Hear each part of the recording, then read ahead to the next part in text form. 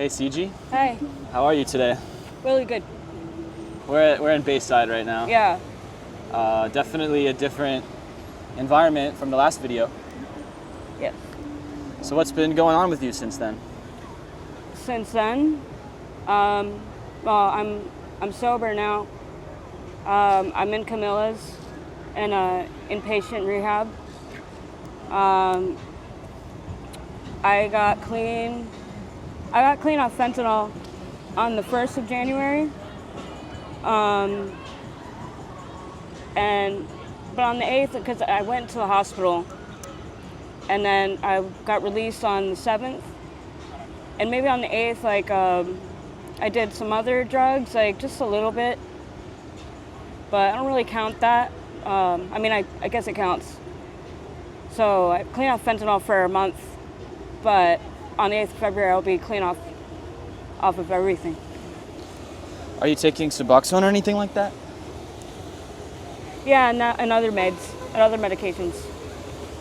The first video that we did really blew up, which I don't think either of us really expected. How do you feel about that, going kind of viral? I'm very touched by all the comments. Like I said, it did not go unnoticed. I would be panhandling, and there would be people, I would get shout outs from people saying there was one guy on Brickell who came up, I think, and I don't remember what the car was, but he asked me, were you in a video? And I said, yeah, and he's like, oh, I wish you the best. Said it just like that. And I teared up a few times when these people would tell me, when they'd send me a lot of love, it's really heartwarming. So you felt did you feel that it brought good into your life doing that video? I think so, yeah. I don't see why it wouldn't.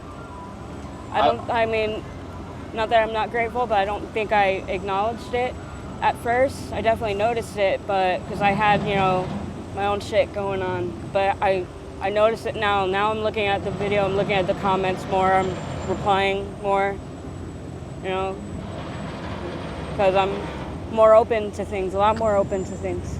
Since that first video, that was about 6 months ago, a little more. Oh yeah? Can you talk about some of the things that you've been through since then? There wasn't much going on. I really came to myself and in my terrariums, because I love snails. So I focused on that. I guess not much, because between then and now, I just got so tired of it. It just became a job that I hated. It was just I was just getting high, just not to be sick. I just wanted it to be over. So there were even days where it's many days I didn't want to get high at all. It was just so that I wasn't sick. So how did you get sober? So when I would shoot up in my groin. Foot, groin, neck are pretty much the major spots that you can hit. They get you the highest, especially the groin. There's a vein that connects through the body from the foot to the groin to the neck. And the groin is a dangerous spot, but I wasn't really good at, I just had a lot of damage in my neck, in the veins, and I was having a hard time hitting my groin, so I hit my neck and I missed, and I had a huge abscess. I have a scar right there. It's still a little red. Do you mind if I show it a little closer?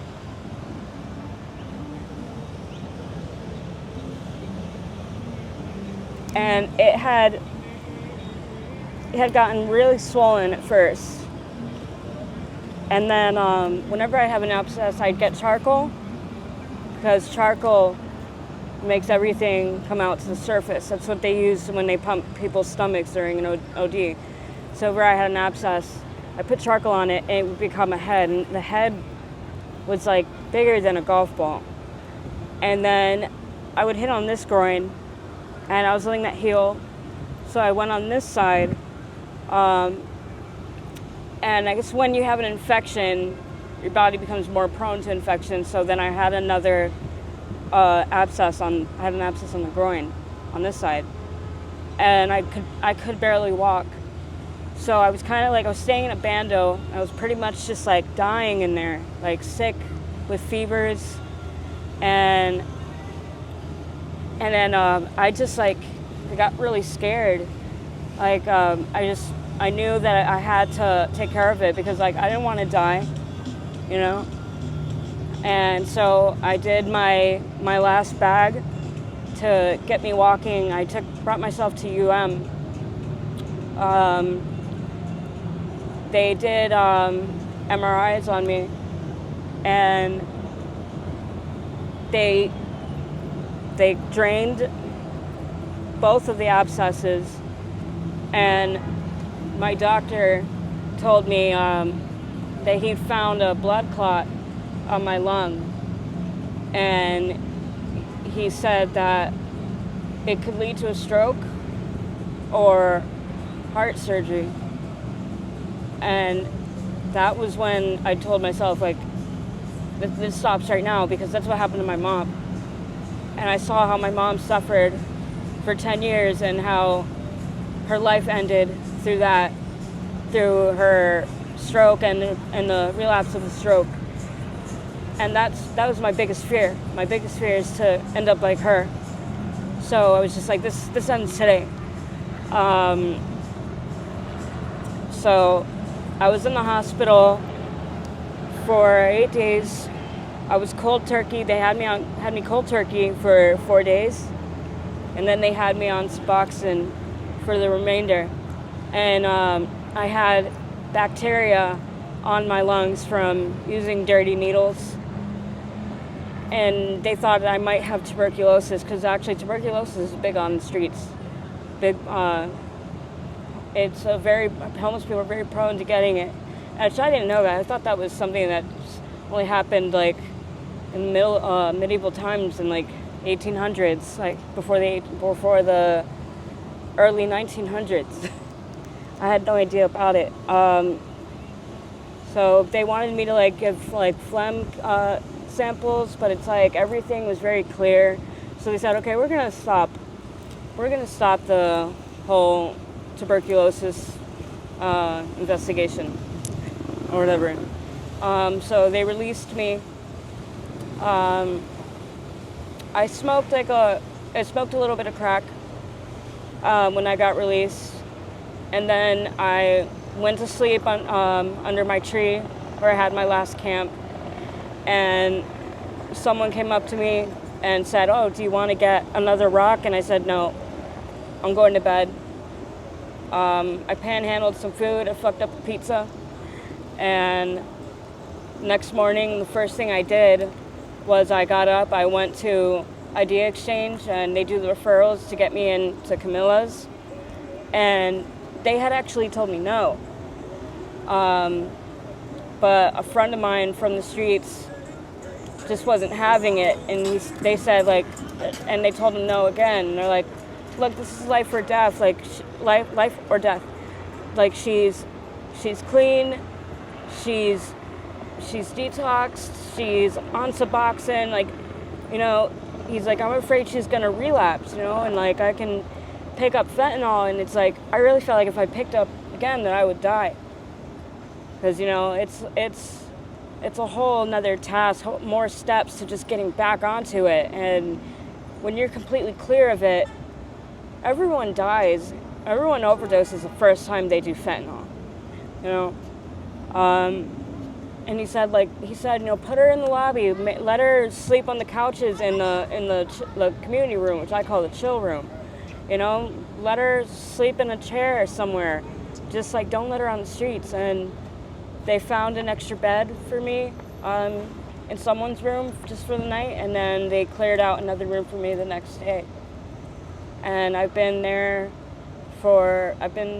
since January 9th or the 8th to now. Yeah. Do you think that saved your life? Yeah. Of course it did. I'm alive right now. Yes, you are. But I'm not a ghost. if they completely put their foot down and didn't let you in, where do you think you'd be now? I have no idea. I don't know. Probably don't want to think about that. I just had no idea. I just know I didn't want.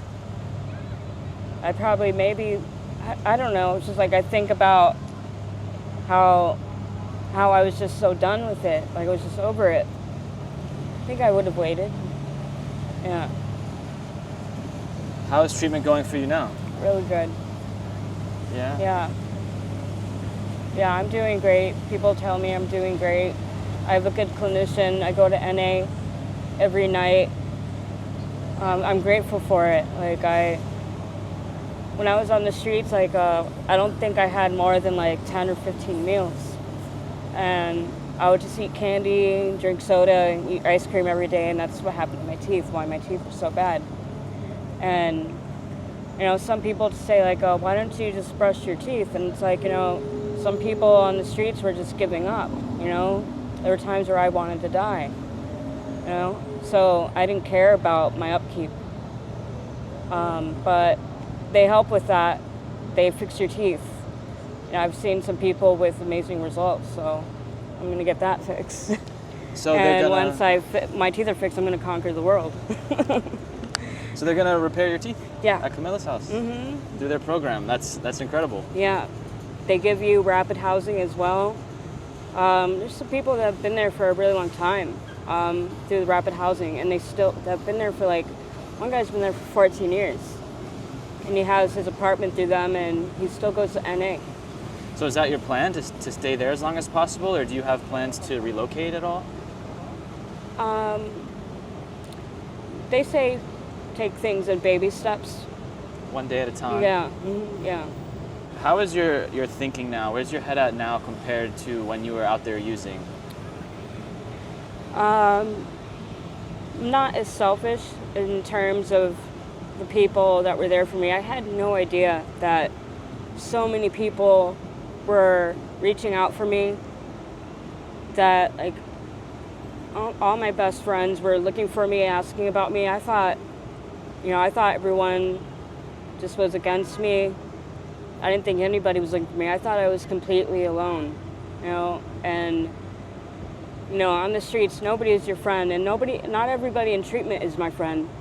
Some people have, you know, different motives, but I definitely have a larger, a better sense of family.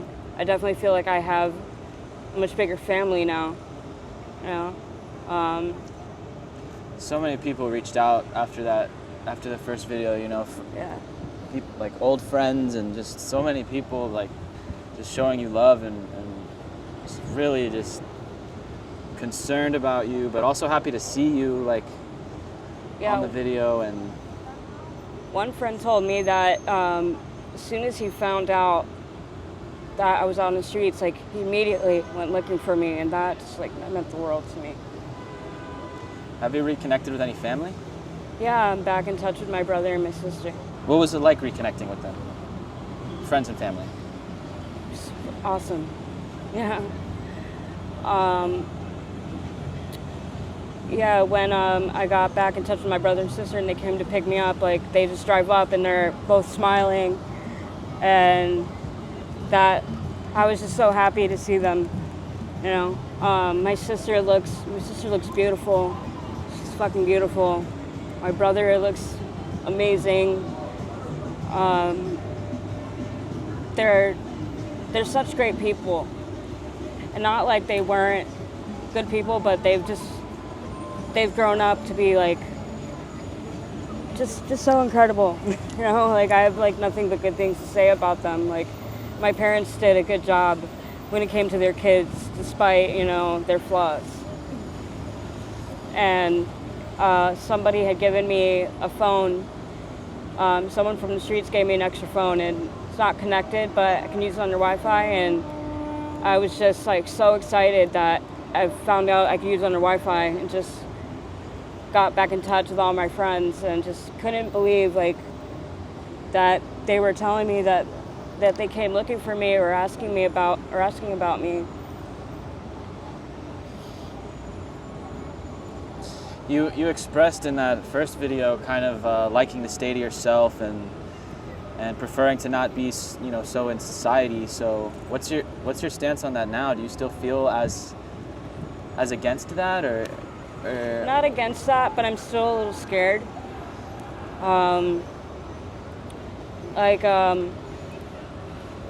So I guess Camilla's, I guess I call it, they do like little like field trips, and they were gonna take us to Actors Playhouse in Coral Gables for a play. And I told myself I was gonna go because I used to go there when I was a kid, and I loved it. I remember loving it, but then I thought to myself that I actually was kind of afraid to go out, but then a friend told me like, oh, I'm gonna go. And then when he told me that he was gonna go, I like felt more comfortable going with him, and it felt all right. But I got like not triggered in the sense I want to use, but just a little anxiety when like I have to walk and like go, get updated on my health at the hospital, like, or just go to the hospital because I had a lip ring stuck in my face and it was really stuck. I had to go to the emergency room to get it out, but it was kind of a little scary just walking over from Camilla's to the hospital. Are there any moments where you have the urge to use? The first week was hard. I listened to a lot of music, like for hours, to get through that. 2 Thursdays ago, I was having a really bad day. I felt like everyone was lashing out on me, and I've always had I used to have really bad anxiety attacks. I would wake up with anxiety. I would have like these hyperventilation like attacks, where I would have to go to the hospital and they'd like have to sedate me, not with physical force, but I think with like Ativan.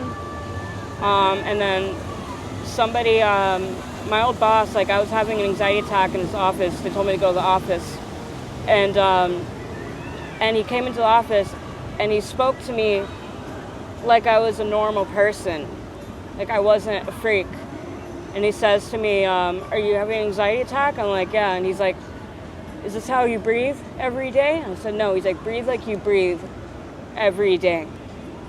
And that was when I was 23. I hadn't had an anxiety attack in 12 years after that, because I just learned how to breathe. But that Thursday, things were a little overwhelming. Like I was having so I went to go to the hospital because I had an anxiety attack for that, because someone, I pretty much came face to face with my rapist. He was in Camilla's with me. I would see him in the groups, and I thought he looked so familiar. And he would wear like a ski mask, something over his head and over his mouth. And he would always like sit in a dark room and watch movies. And I'm very friendly, so I would sit in there and watch movies with him. And I told him, like, yeah, you look really familiar. He's like, I know who you are. And I said, I'm not this girl, because everyone confuses me with another girl on the streets that looks just like her. And he says, no, I know who you are because you have dimples. And then he told me his name, and I realized who he was. And I was pretty beside myself. And I pretty much built like an army of a team in Camilla's. I told security about it. I told my clinician about it. I told everyone about it. And so that's when I really gained the sense of family there.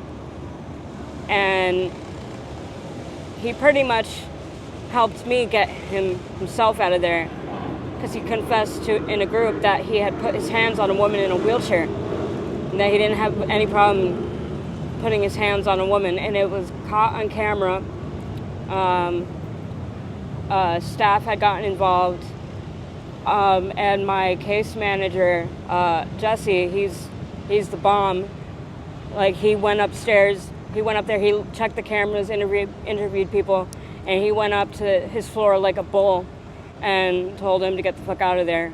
But they didn't bring up the situation with me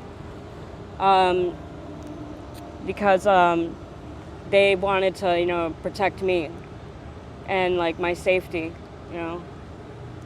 So did they just kick him out, or did he get arrested? No, because it happened to me 5 years ago. He disappeared. So I didn't find him, and I just didn't think that it's probably wrong that I didn't report him, because I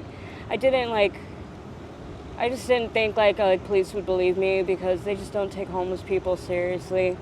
And I've tried. There was a woman that was murdered years ago, and I knew who the people were that murdered her, and I tried to report them, but they didn't care because she was a prostitute.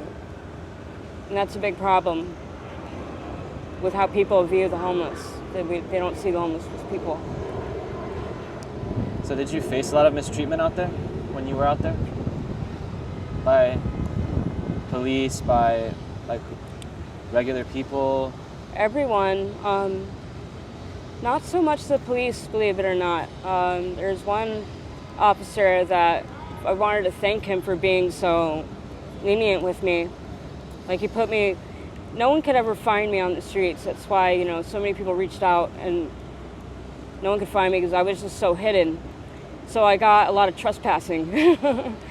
Got in a lot of trouble with trespassing, and it was always the same officer that would find me. He put me on trespassing one place, and he actually caught me shooting up in one spot. His lights are glaring on me, and I'm like, oh shit. So he tells me, pick all your stuff up. I'm picking my stuff up, and I look at him, and I just said, I'm really sorry. And he said, take the needle that you're injecting, throw it in the water. Take the other needle that is loaded, throw it in the water. Take all your paraphernalia, throw it in the water, and get out and go. And I really think it was because they deal with a lot of assholes, and the fact that he's had somebody that just acted human and just genuinely apologized, because I wasn't like, oh, thank you. I was just like, or no, oh, I'm sorry. I was like, I'm really sorry. I really was. When it comes to situations like that and people in addiction, do you think him letting you go helped you in the long run? Yeah. Or do you think when people get arrested that also helps them in the long run? Or do you think it doesn't matter either way when someone's that? I don't think getting arrested helps them. Well, maybe in some cases it does. It did for some people. Maybe it goes both ways. I think spiritually it helps me, but it could also be a little enabling, Spiritually it helps you when someone is kind and lets you... Yeah. It makes me feel like I matter. Yeah. And I don't think you mentioned it in the first video, but have you been arrested before? Yeah, 5 times. First time was for battery. I was the aggressor. And I did drug court for that. And I was battling with addiction at the same time. And I allowed myself to get caught because I wanted help. I wanted them to help me. And then there were some petty thefts, and there was crack cocaine possession. That actually, I was actually innocent with that one. We were cleaning up our camps, and I just picked it up. It was someone else's. And I was like, here, put this away. Because I was messing around with a cooker. Because I was trying to get a shot of fentanyl. And I didn't have anything, so I was just trying to scrape a cooker. And he was behind me, and I think he just really wanted to catch me with something. And he just had nothing there. And I think his ego, he got the best of him, and then he saw his chance when I picked up that bag and arrested me. So that I didn't go to court for that, and I got arrested for petty theft, and I had a warrant, and I guess I don't know, like they had my court date for the first on the same day for the petty theft and the possession. And I don't know, I guess the files just it got lost in the files or something like that. It might have been, I think they had all the files together and I signed off on everything, and they just decided to have me sign off on that because I figured they just knew my answer. Yeah. Yeah, out of the times that I've, seen you and hung out with you, crack was never a thing. Oh. So even when you said when you got out and you smoked, that actually surprises me because that wasn't really your drug of choice, right? No, but I was a speedballer. I would mix fentanyl with crack and Molly.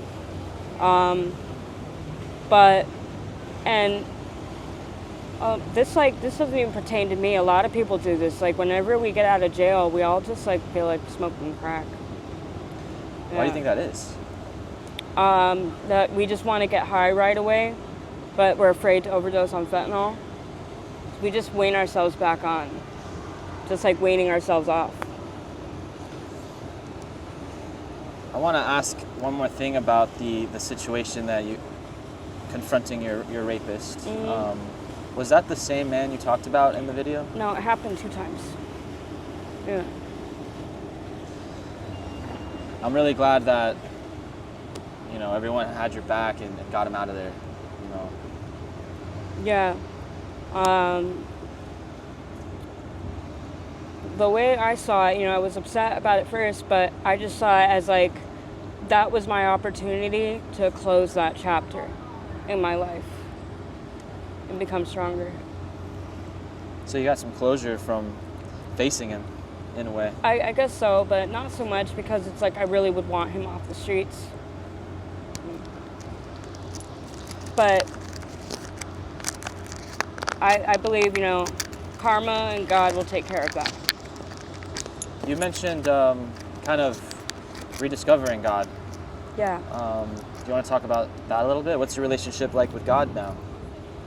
Or your God? We call in treatment we call it our higher power. I lost faith in God when I was 11 or 12 because my dad dated a Catholic woman, and her and her family were really involved in the church, and I didn't think they were really good people, so I kind of found it impossible for God to be real considering that there were people like that. And then when I was on the streets when I was 30, I asked someone a big question. I said, I don't know who I'm talking to or if anyone's going to answer, but I need you to show me something really big, and I guess that's going to determine how I feel. And he did. He answered me the next day, and he's been in my life ever since. But your beliefs and the God of your understanding is not associated with any particular religion. Not Catholic or Christian. My culture is Jewish, but I never went to temple or anything like that. Just my higher power. Do you pray each day? I pray at night. We pray during the groups, before and after. I thank him for everything, him or her. I give thanks for everything I have, because I have a bed, I have food. I'm not stuck in the rain anymore. I don't have to endure cold weather. On one of the days that I was out, trying to find you and catch up with you, I went to the alley where you would often be, where that little field is, and I found a notebook, and I don't have it memorized word for word, but what it said, what the person wrote was, I woke up today, all my things are gone, but I found water, and I'm just so grateful for that, and I thank you, God. Thank you. That was me. That was you? Yeah, that was me. Reading that, I found it closed, it was wet, and I opened it to that page. That was really the only thing written in it. Yeah. And it was so, it moved me. Yeah. I kept that note. You have it? Yeah. You can keep it. Will you sign it? Yeah. I even posted about it and wrote like a whole thing, like really? how someone I had a feeling it was you, but I didn't know 100%, so I didn't put your name or anything, but I just wrote like for someone, in that position to be so grateful for just water, it's really like, that's what matters. I remember, not that day, but I remember that moment, because it was really hard to get water. It's hard to get food, hard to get all the things, all the essentials in life, and now I have it. Was your experience out there on the streets, did it humble you in a way? Did it help you to see life in a different way? Yeah. I'm a much sweeter person. I'm very helpful, even to like people that are standoffish and mean. There's a girl, and we just got into the program, and she's not very friendly. She's really going through it, but a lot of people have that experience first getting into fights, constant fights. That's what she's going through, so I think she's going to be okay, but she was really lashing out today, and she was sitting down just like really like upset and like this, and I went up to her and I talked, and I sat next to her, asked her if she was okay, even though she was like calling this person, which I don't like at all, like, that person, you're a faggot, fuck you, you're a demon. But she wasn't really into me talking to her. She's like, whose side are you on? I'm like, I'm on my side. And she said, like, well, you're such a beautiful person, but your teeth are messed up, and people with messed up teeth are demons. And I'm like, well, I have strong bones in my mouth, so I think maybe God kept my bones strong so that I can fix my teeth. So I don't think I'm a demon. Oh, those little puppies. Do you have a favorite dog breed? No, I like all dogs. Every single. But my favorite creatures are snails. So I'm not crazy when it comes to snails. Like, I studied them for 2 years because I couldn't have a dog or a cat. I mean, I could, but I would always find something fascinating about them. Like, every day I was floored by them, and a lot of people thought I was crazy, and I guess some people didn't want to think I was crazy, so they would Google the things I was telling them, and they're finding everything that I was saying to be true. And scientists creating thesis on these, stating them to be true. They're great pets. They're nurturing to their young. They have, they're both hermaphrodites, so they fertilize each other's eggs, and they care for their young. Their babies learn from them. They're affectionate. If they like the way you rub their bellies, they'll stay out of their shells, but if they don't like it, they'll recoil into their shells. I was petting a snail one time, and I stopped, and a lot of times they would, like a dog, if you stop petting a dog, they'd nudge your hand, they would do that, and one picked my finger up with its mouth and tried to put it back on his belly. They have 20,000 teeth, razor sharp teeth. They have teeth. 20,000? Yeah. Yeah. Do you know how they make their own shells? With their mucin. Okay. So, as they grow, I think they grow up pretty fast. But they can live up to 5 years outside of captivity, and in captivity, they can live for 20 years, and sea snails can live up to 100 years. and they always make a new layer of their shell with their mucin, which hardens like clay. And you can see that their shells have designs. They make that. They're artists, like a spider web. How a spider makes a spider web. Same thing. I also love spiders. Do you? Yeah. Oh, you've never shared that with me. Have you ever had a pet spider? Yeah, I had a tarantula. Yeah, her name was Eowyn. What was her name? Eowyn. What is that? Where'd you get It that was name a from? character from Lord of the Rings. Oh, okay. Yeah. Do you think there's anything someone can do to make someone change their mind about using drugs when they're in addiction? Maybe, but not so much. I think it all pertains to the individual. So when someone is really wrapped up in it, is it just, do you think there's nothing that you can do? Is it just what is the best thing you could do for someone like that? For me, helping a person or the individual, Like themselves? Well, I guess it's different for each individual. So now I'm remembering what led me to talking about me closing that chapter with my rapist.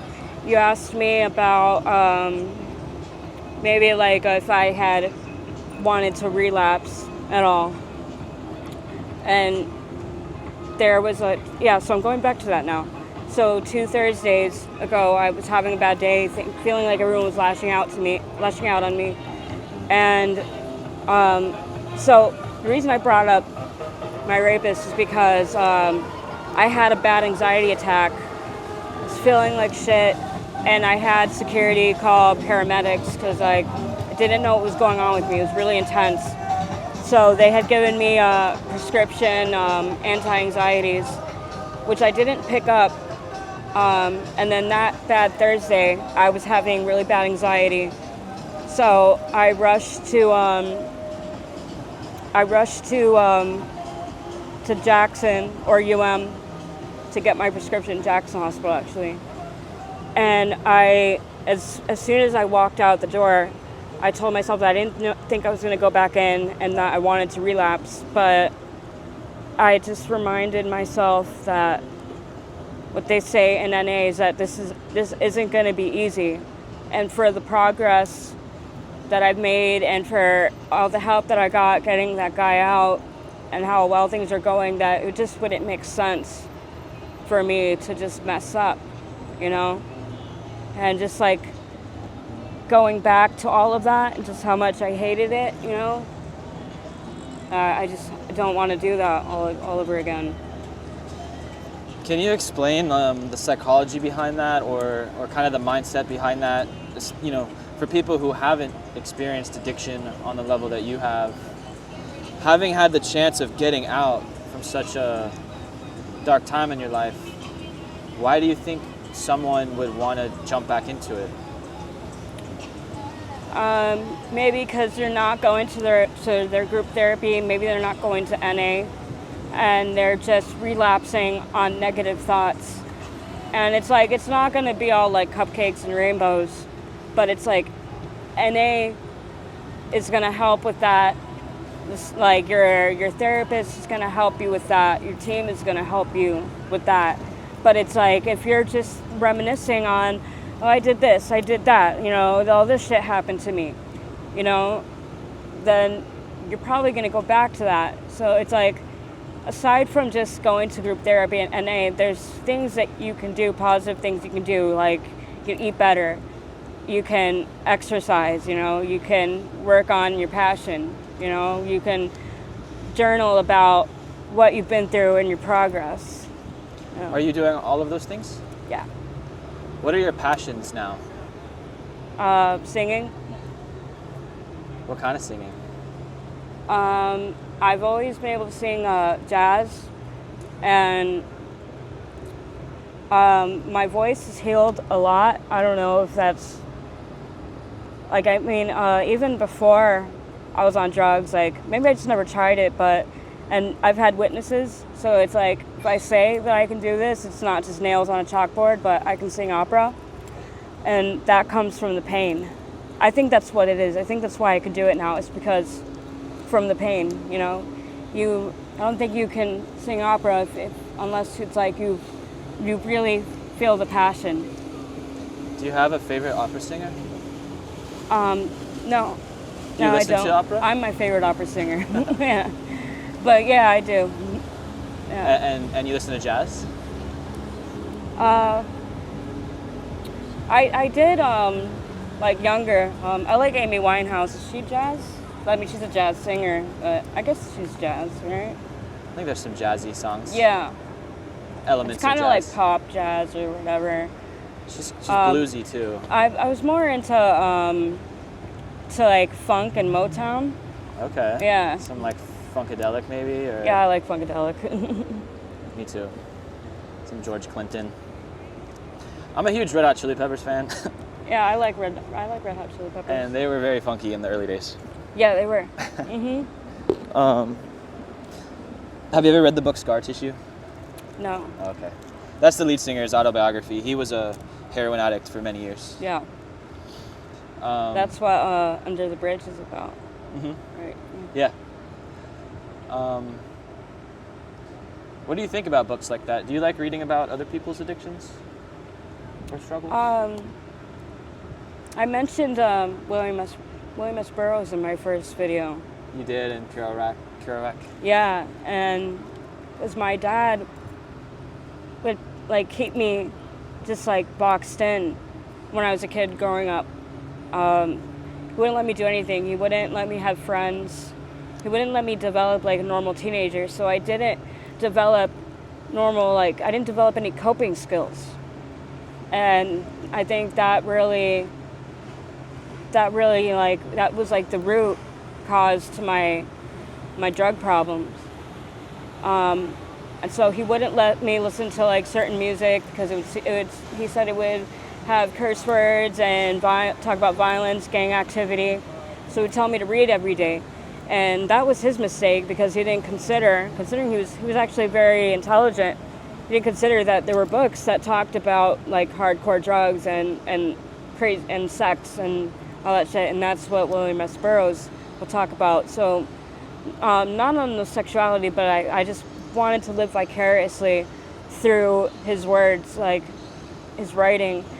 And I became really intrigued by age 11 about drugs, that it's like, I guess I was like releasing dopamine when I would read his books. I felt like I was actually craving it. Did you feel that way, considering like you were interested in this whole lifestyle as a kid? Yeah, you're pretty much like describing me. Yeah. And I think about it a lot. I spend a lot of time wondering, like asking myself, like really, what's the root of like? There's many reasons why I do this, you know. Yeah. But it's evolved over time. But Yeah. it all started with I just was so fascinated with drugs and drug use, and I've done my own experimentation, but left that behind. But I still wanted to talk to people that were on this, like just. I read a lot of books and I wanted to hear some real life stories. Yeah. And I don't know if I go to the beginning, like just even like finding out what drugs were like that. Yeah. And I still don't understand it fully, but yeah, I was just so fascinated and I've always been just so interested in it. Well, I applaud you on doing it the way you're doing it, because I think that's a very intelligent way to do it. Because yeah, don't ever pick it up. It's not worth it. I feel that how the channel's going, and I've had so many incredible experiences meeting everyone, you yourself. I feel that if I were to use drugs, it would almost like be an insult or like kind of like ruin what I'm trying to do. Yeah. But I do have times where I'm very curious as to what certain things feel like. Still to this day. That's normal. That actually leads to this other question I wrote down, which is, what would you say to someone who's considering trying drugs for the first time? Don't do it. or is trying it for the first time, has already tried it, or you said considering. To like a teenager maybe. No. What would you say to a teenager? No, go to school, study. Do you think you could convince?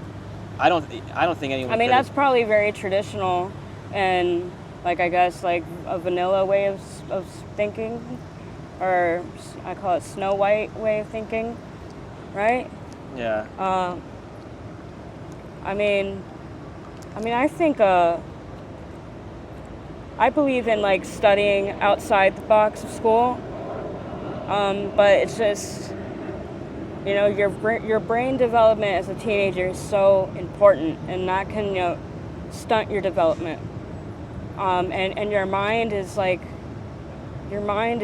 just the most important thing that you can have in your heart, and that can damage both. It can damage your soul, and your soul is what's gonna make you grow into the person that you want to be.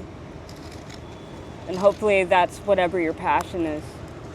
Do you think drug use dampens the soul and dampens our inner light? Yeah, of course. But I think if you had a light in you originally, it's really pushing to shine through, and it did for me. The light never goes out in us. No. I believe it's never too late for anyone. No, there was one man who was a guest speaker, and he's like 80. He was on heroin for 6 years, and now he works at Camilla's, and he's helping people. Do you ever think about using your past to help people? Yeah, like I said, I wanted to be a neuropsychologist, and I talked to my psychiatrist about it. She believes I can do it. I believe I can do it. And I've always believed, I don't think it's too late, because I think, to each its own, but for me, I think it would be better for me to pursue my career later in life, because what did I know when I was 20? Now having the wisdom and what I've been through, I can really help people through my own experience, through my downfalls, my rock bottom, to my better days. Do you feel in a way that what you've been through, it was for a reason? Yeah. Like part of a destiny? Your destiny? I was really hurt. I was going through a lot of pain. I think everybody deserves to be happy, you know, but I don't think anybody should, unless, you know, you're a fucking rapist or a pedophile, nobody should have to go through pain.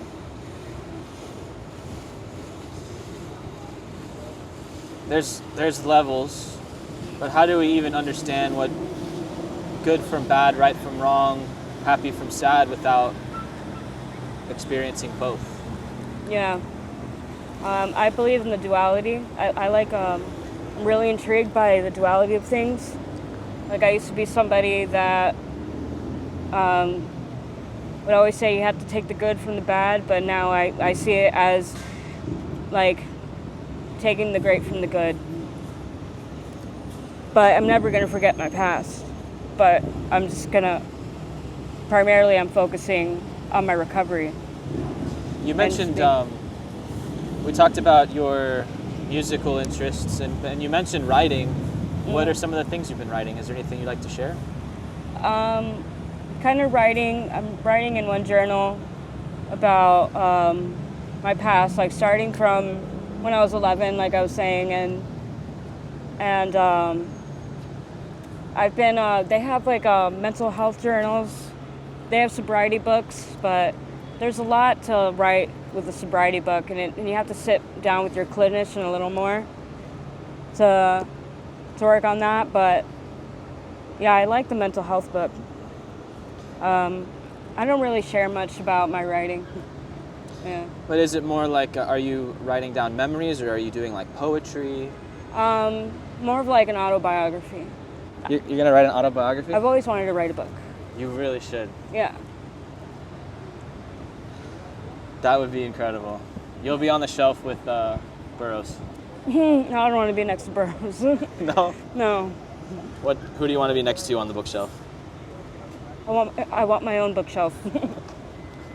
Is it challenging being so close to the area you were using in? So I'm on the 3rd floor at Camilla's. During the first week, it was hard. When I go out on the balcony, I can see a lot of Overtown, which is the area that I stay in. When I was on the streets and on drugs, and my rehab center is in there as well. And I can see a lot of spots where I got high. I can see my old drug dealer's apartment building, and it was a little triggering at first, but now it's like I can just go on that balcony and smoke a cigarette and be in bliss. How has addiction changed you?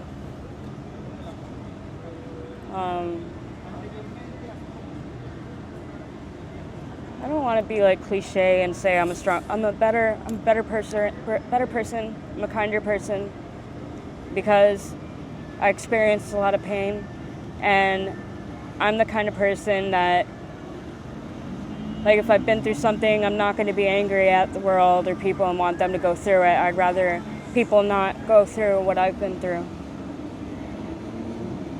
Do you think that drugs are the problem, or is it the human condition? Human condition, society, that we're not taking mental health and regarding addiction like very seriously. What do you think society could do better in that regard? Be open-minded. What's an example of something to be open-minded about? Like the legalization of certain drugs? I don't know so much about that, but just people need to stop seeing homeless people as like monsters and, you know, creatures. Like, they really disregard them as people, you know. You think the majority of people do? A lot, yeah. When I was panhandling one day, there was one guy, he gave me $1 in quarters, and he gave me a genuine smile. I told myself, okay, I'm gonna spend this on a soda, like not on drugs, because it was just so genuine. And then he parked his car, and he came over to me and talked to me. And he talked to me like I was a normal person. Like, we had a long conversation. He didn't see me as like a monster, and he didn't care that I was on drugs, and he ended up giving me $50, and he didn't care that if I was going to spend it on drugs. Like, he understood that everything was a drug, and I actually missed him, because it's like I missed having a genuine conversation, and I like really hope to see him again. Maybe I will see him again. Maybe he'll see this video and he'll remember that. Yeah. What are your dreams like these days, like when you sleep? I don't dream. Did you ever dream? I would dream all the time. I used to, but I don't dream. And that's a recent thing, the not dreaming. I guess because I'm not so stressed. So you feel at peace these days? Yeah. I sleep just fine. I sleep with an eye mask, and it just puts me right to sleep. And what's your day-to-day like now? We have 3 groups a day. I go to my group therapies. I try to share a little bit, but I also try to listen as much as I can. Definitely eating every day. I do my workouts. I like to listen to music and meditate and appreciate everything around me.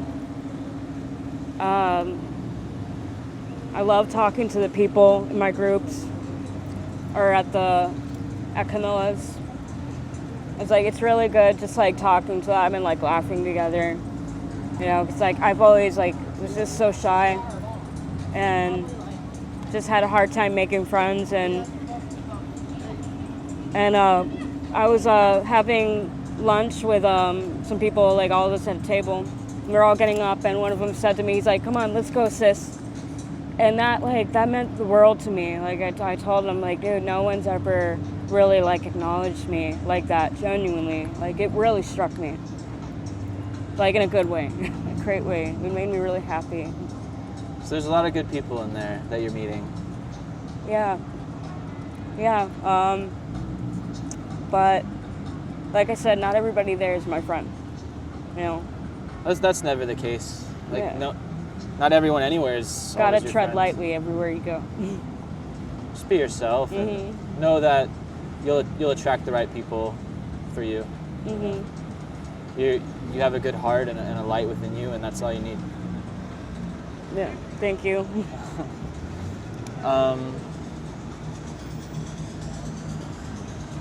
Is there anything else that you'd like to say in this video that we haven't talked about?